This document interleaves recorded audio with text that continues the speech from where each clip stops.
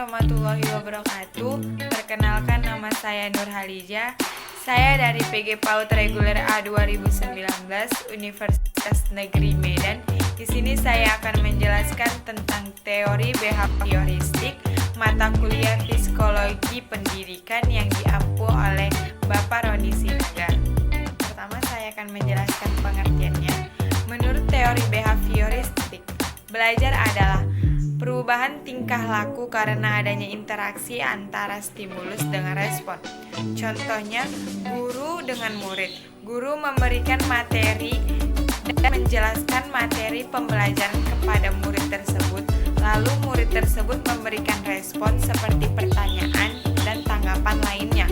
Lalu proses perubahan tingkah lakunya itu adalah murid yang tadinya tidak tahu tentang materi pelajaran tersebut sekarang menjadi tahu karena sudah dijelaskan oleh guru tersebut.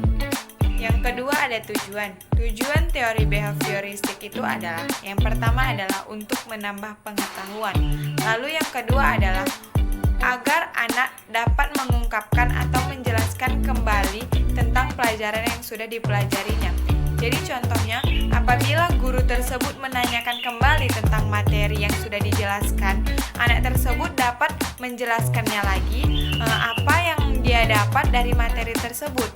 Dan juga apabila ia diberikan teks atau kuis oleh guru tersebut tentang materi yang sudah dipelajarinya, anak tersebut dapat mengutarakan atau menjelaskan pertanyaan dari kuis tersebut. Selanjutnya yang ketiga ada ciri-ciri. Ciri-ciri teori behavioristik adalah, yang pertama adalah mementingkan pengaruh lingkungan, kedua mementingkan bagian-bagian, yang ketiga mementingkan peranan respon, dan yang terakhir adalah mementingkan mekanisme terbentuknya hasil belajar. Pembeda teori behavioristik dengan teori kognitif dan teori konstruktivisme. Kalau teori behavioristik itu merupakan perubahan yang terjadi karena adanya interaksi antara stimulus dengan respon. Tetapi kalau misalnya teori kognitif, dia perubahan yang terjadi karena adanya kemampuan individu dalam berpikir. Jadi anak tersebut memiliki perubahan sendiri karena ia bisa berpikir sendiri, makanya dia bisa berubah. Beda dengan teori behavioristik. Lalu kalau teori konstruktivisme adalah perubahan yang terjadi bersifat general. Artinya itu dia sesuatu yang sudah dipelajari akan tercipta suatu makna. Berarti anak tersebut sudah mempelajari materi tersebut, lalu anak tersebut bisa menciptakan suatu makna dari pembelajaran tersebut. Ya, saya akan menjelaskan penerapan teori behavioristik di sekolah. Yang pertama adalah menentukan tujuan dan indeks pembelajaran. Yang kedua adalah menentukan materi pembelajaran. Jadi, guru tersebut harus menentukan materi apa saja yang ingin disampaikan kepada peserta didiknya atau muridnya. Yang ketiga adalah menyiapkan materi pembelajaran. Jadi, materi yang sudah ditentukan tadi harus diselesaikan. Maksudnya itu adalah guru tersebut harus menjelaskannya secara selesai, jangan setengah-setengah. Lalu yang keempat adalah memberikan stimulus kepada peserta didik. Yang kelima adalah menguraikan sebuah materi pembelajaran menjadi suatu bagian seperti topik pembahasan, pokok pembahasan, dan subpokok pembahasan. Assalamualaikum warahmatullahi wabarakatuh. Perkenalkan, nama saya Anggun Nurul. Saya dari kelas PG PAUD Reguler A. Di sini saya akan memenuhi penjelasan tentang materi saya, yaitu tentang materi teori konstruktivisme. Saya akan menjelaskan tentang teori saya, yaitu teori konstruktivisme. Teori konstruktivisme merupakan sebuah konstruksi atau bentuk dari orang yang mengenal sesuatu atau skemata. Lalu pengetahuan teori konstruktivisme ini tidak bisa ditransfer oleh guru atau kepada orang lain, karena setiap orang mempunyai skemanya atau pengetahuannya sendiri. Pengetahuan pembentukan sebuah proses kognitif seperti kognitif di mana terjadinya proses asimilasi atau akomodasi untuk mencapainya suatu keseimbangan. Selanjutnya saya akan menjelaskan ciri-ciri dari teori konstruktivisme. Ciri-ciri dari teori konstruktivisme terbagi beberapa hal. Yang pertama, guru harus bisa memberi peluang kepada murid. Yang kedua, membina pengetahuan baru melalui penglibatan dalam dunia yang sebenarnya. Yang ketiga, guru harus bisa menerima daya usaha dan autonomi murid tersebut.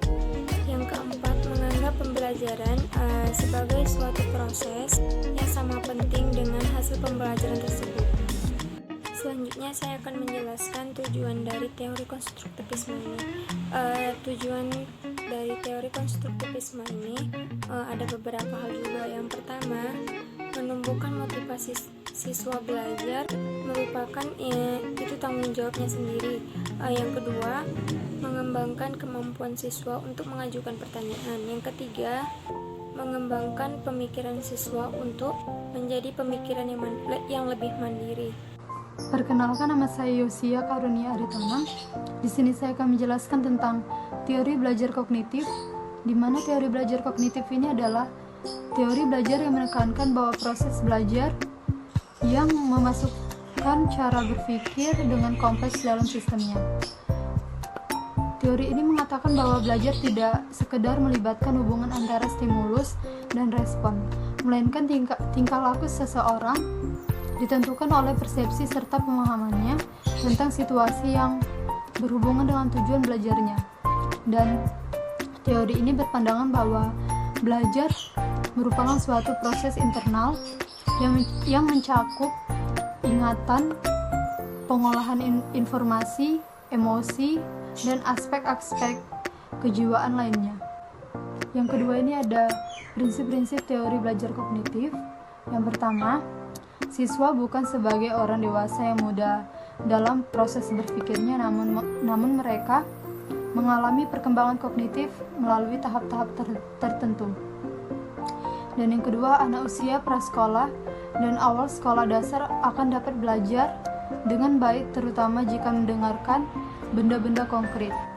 Yang ketiga, belajar memahami akan lebih bermakna daripada belajar menghafal. Dan yang keempat, adanya perbedaan individual pada diri siswa perlu diperhatikan karena faktor ini sangat berpengaruh keberhasilan belajar siswa. Perbedaan tersebut misalnya pada motivasi, persepsi, kemampuan berpikir, pengetahuan awal, dan sebagainya. Dan yang ketiga ini ada tahap perkembangan teori belajar kognitif. Yang pertama, tahap sensori motorik dari umur 0 sampai 2 tahun. Ciri pokok perkembangannya ini berdasarkan tindakan dan dilakukan selangkah demi langkah. Dan yang kedua, tahap preoperasional umur 2 sampai 7 atau 8 tahun. Ciri pokok perkembangan pada tahap ini adalah penggunaan simbol atau tanda bahasa dan mulai berkembangnya konsep-konsep intuitif. Dan yang ketiga, tahap operasional konkret dari umur 7 atau 8 sampai 11 atau 12 tahun. Ciri pokok perkembangan pada tahap ini adalah sudah mulai menggunakan aturan-aturan yang jelas dan logis. Dan yang keempat, tahap operasional formal dari umur 11 atau 12 sampai 18 tahun.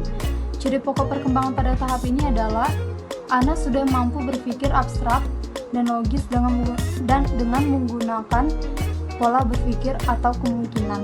Ini ada perbedaan teori lain dengan teori belajar kognitif dalam penerapan di sekolah. Pada dasarnya, perbedaan yang menonjol dari teori konstruktivisme dalam penerapan di sekolah.